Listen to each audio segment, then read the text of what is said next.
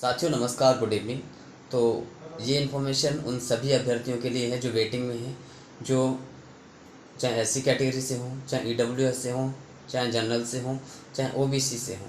और वो सभी वेटिंग के अभ्यर्थी जो आज तक बिल्कुल एक्टिव नहीं हैं, जिन्होंने आज तक बिल्कुल भी फिजिकली मेहनत नहीं की है, जो आज तक कभी भोपाल नहीं आए हैं, जिन्होंने कभी ज्ञापन नहीं दिया है, और जो कभी कभी आके और बिल्कुल भूल गए हैं और वो चाह रहे हैं कि अन्य माध्यमों से हमारे लिए कोई अपने आप ऐसा कुछ हो जाएगा कि हमारी वेटिंग क्लियर हो जाएगी। तो मैं आपको बता दूं कि आपकी है जो एक्चुअल जैसे मेरिट अलग बनती है, उसके बाद वेटिंग का नंबर आता है। तो यहाँ जो वर्ग 3 में है, प्राथमिक शिक्षक में है, वहाँ पे ऐसा कुछ भी नहीं है।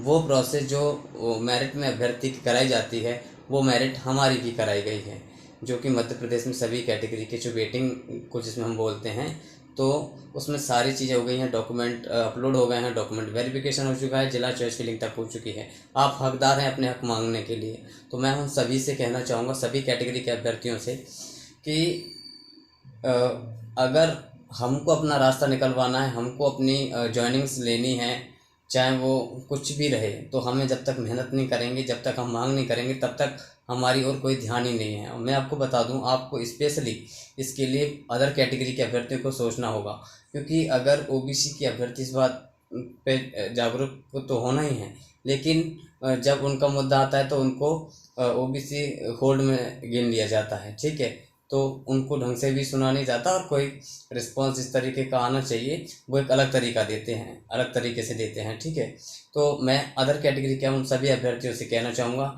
कि आप शिक्षा मंत्री जी से मिलिए, माननीय मुख्यमंत्री से मिलने की कोशिश कीजिए, विभाग में मिलिए और ये कहिए कि हमारी कैटेगरी की जो वेटिंग है, एससी कैटेगरी, ईडब्ल्यूएस, जनरल, हमारी वेटिंग क्लियर कीजिए, क्योंकि आपने हमें ना तो मेरिट का छोड़ा है और ना वेटिंग का छोड़ा है। हम वो सभी प्रक्रियाएं करा चुके हैं जो एक मेरिट में अभ्यर्थी की होती हैं।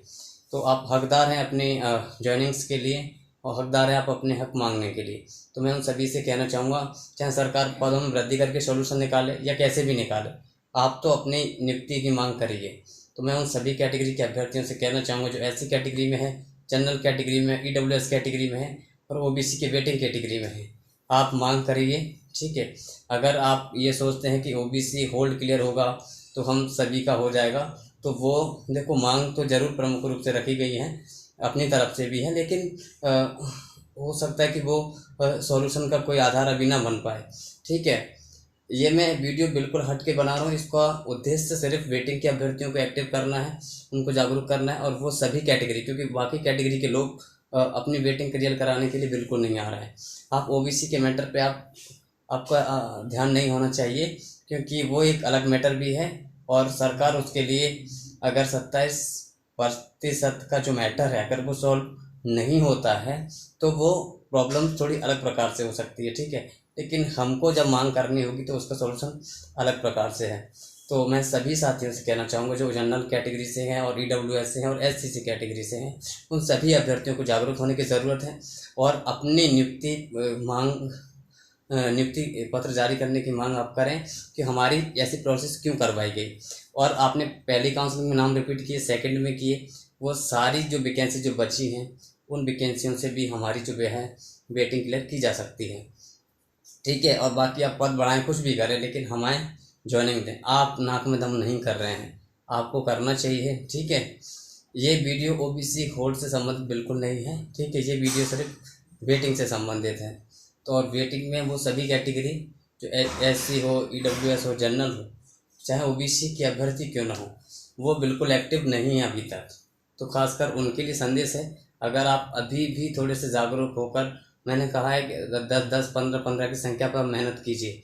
ठीक है ना, कुछ ना कुछ है ना। अब जैसे कि प्रयोगशाला का तो क्लियर उन्होंने कर दिया है, लेकिन एक हमारा उद्देश्य भी हो सकता है, हमें भ्रमित क्यों किया गया। जब आपने विज्ञापन ढंग से नहीं निकाला या कुछ और चीज़ें नहीं थी, जब आपको नहीं करनी थी, तो आपने हमें भ्रमित क्यों किया, क्यों आपने उसमें रोस्टर क्यों डाला, जब आपको आत्मसात नहीं करना, तो करना नहीं था। तो इस तरीके से आप मांग कर सकते हैं। तो बाकी कैटेगरी के लोग से मेरा विशेष आग्रह है उनसे कि आप अगर चाहते हैं कि वेटिंग क्लियर हो, ठीक है, तो आप मेहनत करना बिल्कुल स्टार्ट कर दो, बिल्कुल फिजिकली। और ठीक है, चाहे सरकार पद बढ़ा के करे, चाहे पहली काउंसलिंग के बच्चे हों, सेकंड काउंसलिंग के बच्चे उन पदों से करे, या कुछ भी करे, लेकिन आप जिस तरीके से एक्टिव नहीं रहेंगे ना तो कुछ भी नहीं होगा।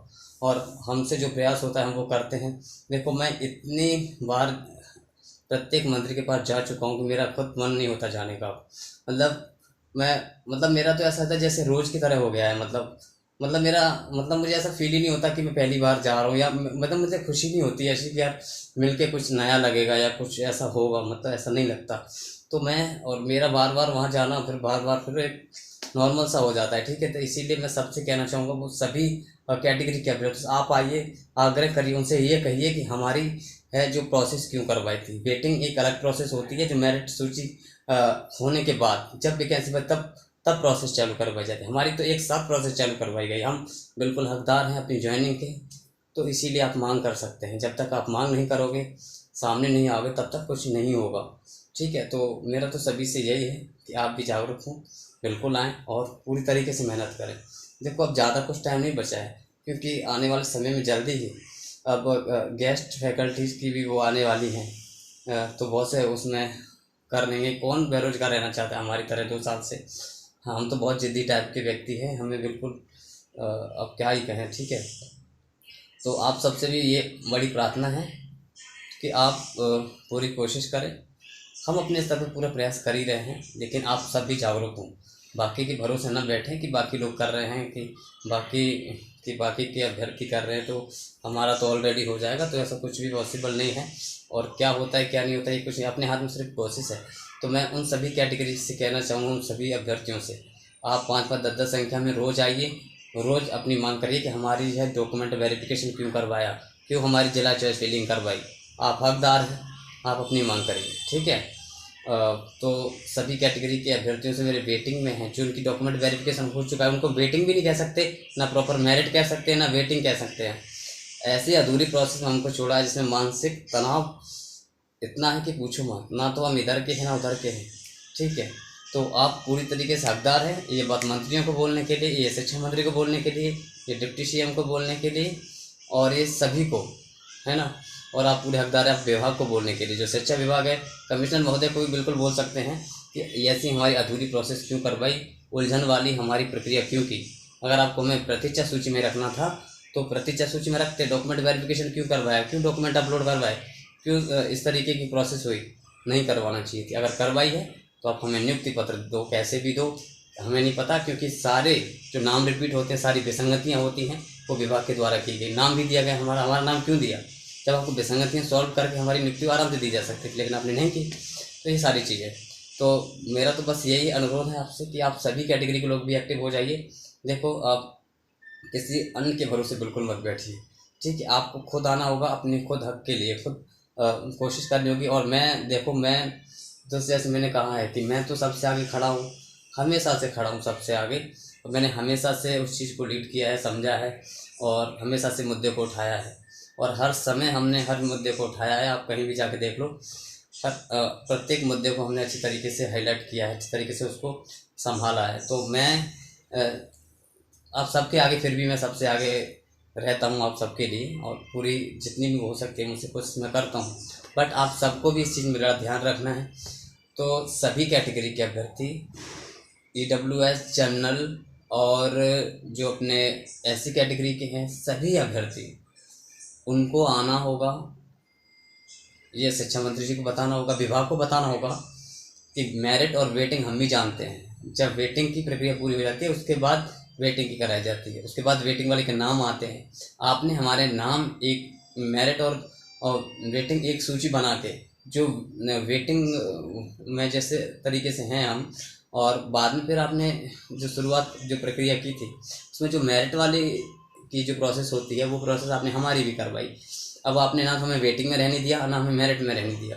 अब हमारा हक है कि आप हमें नियुक्ति पत्र जारी करें, कैसे भी करें, कैसे भी करें, कैसे भी करें, आप करें, ये हम मांग कर सकते हैं। तो उन सभी से मैं आग्रह करना चाहूँगा कि आप अपने स्तर पर प्रयास करिए। आप प्रयास नहीं करोगे तब तक विभाग सिर्फ OBC का मुद्दा बना के उनको बस टाल मटोल कर रहा है, उनको कह रहा है कि करेंगे करेंगे, लेकिन मेरे को समझ नहीं आ रहा, ठीक है। जो सिर्फ जैसा भी है, हालांकि प्रयास चल रहा है वो एक अलग स्तर है, लेकिन आप अदर कैटेगरी के अभ्यर्थी उसके भरोसे, किसी के भरोसे मत बैठिए।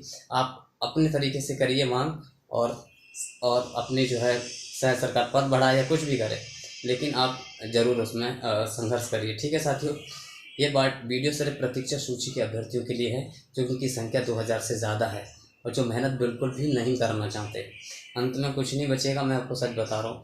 देखो, मैं तो हर रोज़ मिलता हूँ, मेरे लिए कोई नई बात नहीं। किसी मंत्री से मिलना है, किसी मंत्री से बात करना है, किसी मंत्री से लेटर्स लिखवाना या किसी मंत्री से कुछ अपनी बात के बारे में इन्फॉर्मेशन लेना देना, कुछ भी नया नहीं। मुझे बिल्कुल सामान्य लगता है। मुझे ऐसी मतलब ऐसा फील ही नहीं होता कि यार मैं मिल रहा हूँ मंत्री से, ऐसा कुछ भी नहीं लगता। बिल्कुल नॉर्मल लगता है कि मन ही नहीं करता कि बात करूँ, क्या बार बार बोलूँ, कितनी बार बोला। ठीक है, तो आप सबको आना होगा, आप सबको अब मांग उठानी होगी और मैं कितनी बार उठा चुका हूँ। अब आप सबको ही मेहनत करनी है। ठीक है साथियों, धन्यवाद। तो विशेषकर सभी अभ्यर्थी के सभी कैटेगरी के अभ्यर्थी ध्यान दें और अपने हैं जो चॉइस फिलिंग करवा चुके हैं, डॉक्यूमेंट वेरिफिकेशन हो चुका है, तो आप हकदार हैं, आप मांग करिए, ज़रूर करना चाहिए। ठीक है, और इस भर्ती में हो गया तो हो गया, बाकी पता नहीं भर्तियाँ कब निकलती हैं, फिर कब परीक्षाएँ होती हैं, फिर कब पूरी होती हैं। ये आप देख सकते हैं 2020 की भर्ती है, 2024 चल रहा है, 4 साल हो गए, सोचिए आप। तो टाइम निकल रहा है, कुछ भी हासिल नहीं हो रहा है। इसका मतलब है कि ज़िंदगी बर्बाद हो रही है साफ तरीके से। ठीक है, तो आपको मेहनत करने की ज़रूरत है, समझने की ज़रूरत है। ठीक है, धन्यवाद।